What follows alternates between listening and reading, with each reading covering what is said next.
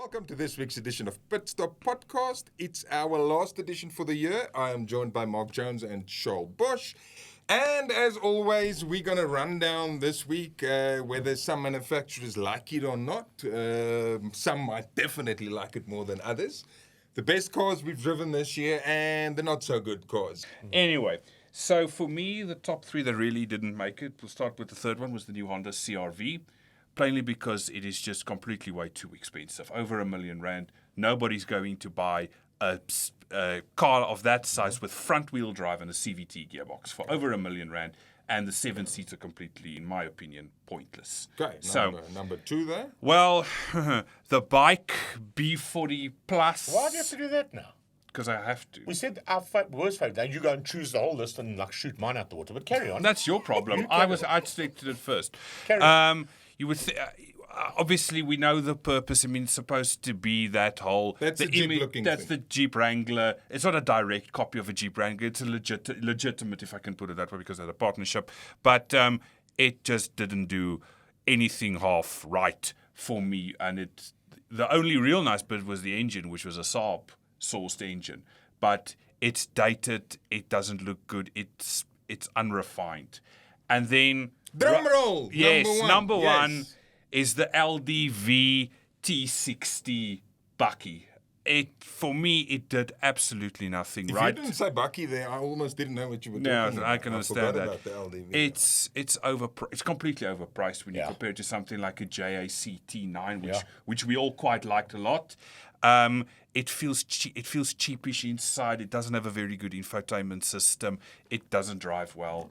It was rated at 160 kilowatts. Didn't deliver anywhere near that No, performance. you tested it when we tested That's a what I'm Duratec. It's not knocking it dead, but it's not at that money. It's just it's the wrong thing. Completely. I mean, look, if you factor out a T9, if you look at something else like a Mahindra pickup, which is about just as dated, but it's much better, and then you can go and buy a used couple of year old Hilux and Ranger or whatever for the same 100%. nearly 800 odd thousand rand for that. So yeah, they came in with a lot of hype and a lot of fanfare. But I think if you work as a lower spec version, it's fine. But the top version we had Agreed. didn't work. So yeah, that's my least favorite. Okay, Mark, Charles stole a bit of your thunder there with a bike. Yeah, no, thanks. Pleasure. What else? Well- what else can you add to that list? Thanks, Charles. Pleasure. I aim to deliver. You're right. Okay, so Bike bad. right, yeah. So that was one of mine just because of the wind noise and the things you mentioned. But the other one, which is going to seem a bit left field, but that's my personal opinion, is the Volvo EX30. I love the fact it's a 300 kilowatt. We called it a Swedish Shopping trolley. It was stupid fast. It was fun to play with. It really was enjoyable. But the things I just really didn't like, and I thought it like $1 million.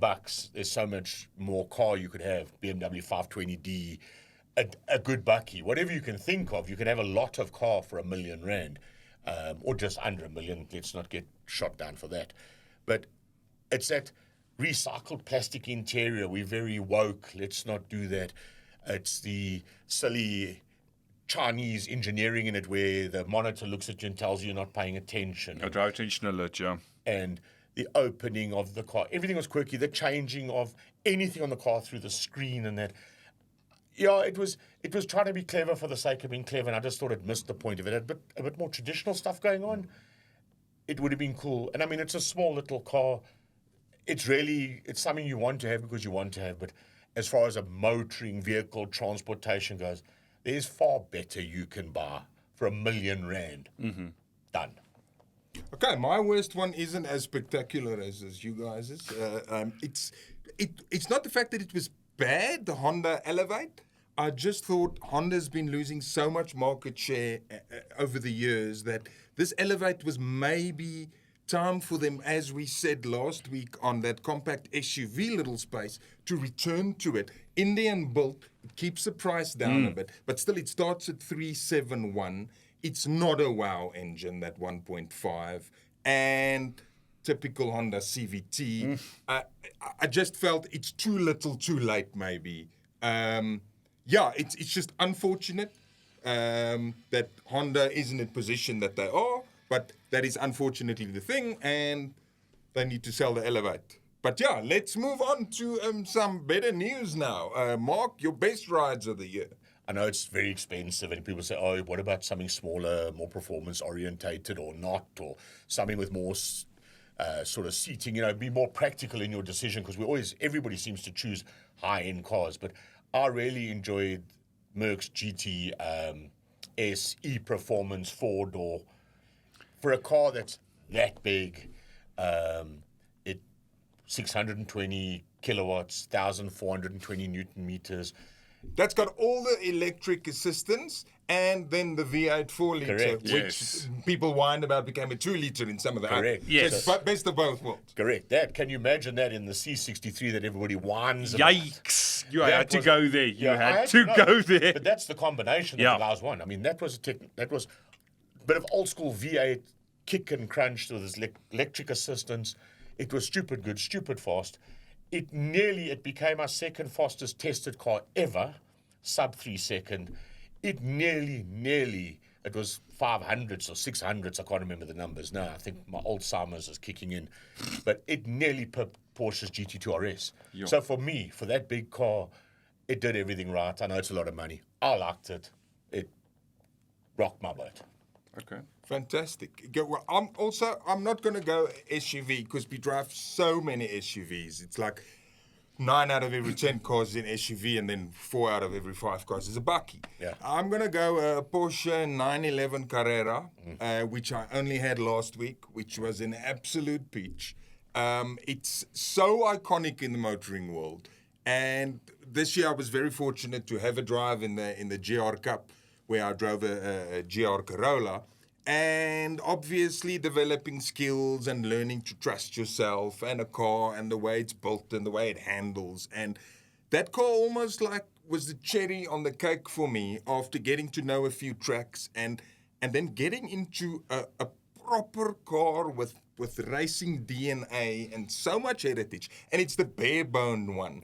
Yeah. It's not the turbo, the S whatever. Yeah, the kill you dead one. Yeah. Absolutely. Yeah. And it's a case of, I never thought it's going to kill me, despite it being rear-wheel drive with 290 kilowatts on tap from that 3-litre Flat six. Flat six liters flat Yes, turbo. and that is it's an absolute peach of a car, and it was such a little nice marker that there are still these things on the road. There's zero electrical assistance. Yeah. It is just brilliant to drive, brilliant to handle.